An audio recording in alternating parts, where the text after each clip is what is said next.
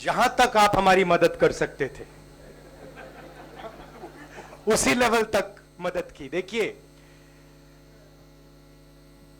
ये चुनाव इंडिया गठबंधन और कांग्रेस पार्टी सिर्फ एक राजनीतिक दल के खिलाफ नहीं लड़ी थी।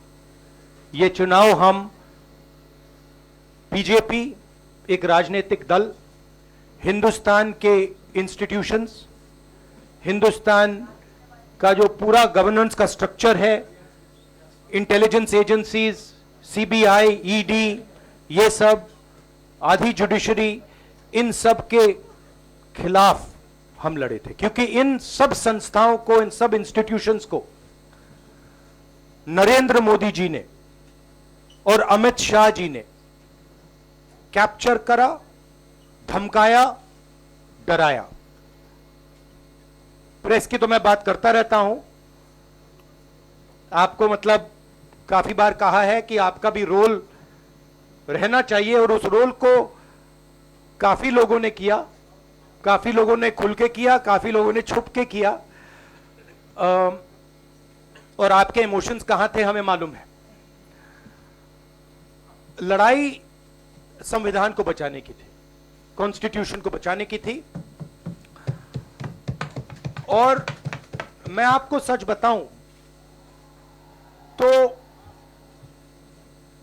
मेरे माइंड में था पहले से, जब इन्होंने हमारा बैंक अकाउंट कैंसिल किया, जब चीफ मिनिस्टर्स को जेल में डाला, पार्टियां तोड़ी, मेरे माइंड में था कि हिंदुस्तान की जनता अपने संविधान के लिए एक साथ खड़ी होकर लड़ जाएगी।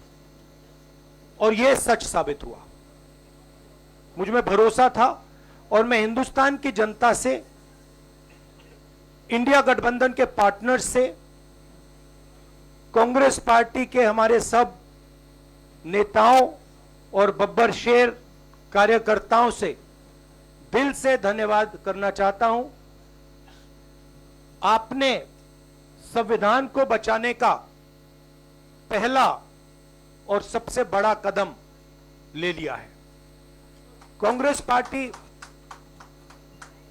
पार्टी ने इस चुनाव में, कांग्रेस पार्टी के सब नेताओं ने 2-3 चीजें की। सबसे पहले हमने इंडिया गठबंधन के पार्टनर्स की रिस्पेक्ट की, उनकी जो विशेष थी उनको हमने साथ लिया, और आपने देखा होगा कि जहां भी गठबंधन लड़ा हम एक होकर लड़े। दूसरी बात, कांग्रेस पार्टी ने क्लैरिटी से हिंदुस्तान को एक नया विजन दे दिया है, pro poor vision, pro production vision Hindustan को इंडिया गठबंधन ने साफ दे दिया है। ये जो हमारा परफॉर्मेंस हुआ है, इंडिया गठबंधन का परफॉर्मेंस हुआ है, इसके पीछे कॉन्स्टिट्यूशन, जो रिजर्वेशन पर बीजेपी ने आक्रमण किया, गरीबी, अदानी जी के आपने स्टॉक्स तो देखे होंगे, देखे वो स्टॉक्स उनके, तो बड़ी इंटरेस्टिंग बात है। जनता अदानी जी को मोदी जी से डायरेक्टली कोरिलेट कर रही है। मोदी जी की हार होती है, स्टॉक मार्केट कहता है भैया मोदी जी गए तो अदानी जी गए, मतलब डायरेक्ट रिलेशनशिप है, करप्शन की रिलेशनशिप है। और देश ने नरेंद्र मोदी जी को साफ कह दिया है कि हम आपको नहीं चाहते हैं। And this is the main thing that this election has said. The country has unanimously and clearly stated, we do not want Mr. Narendra Modi and Mr. Amit Shah to be involved in the running of this country. We do not like the way they have run this country. We do not appreciate the way they have attacked the constitution. We do not appreciate the way they have run this country for the last 10 years. So that is a huge message to Mr. Narendra Modi. I'd like to thank everybody who has participated in this election. I am extremely proud of the people of India.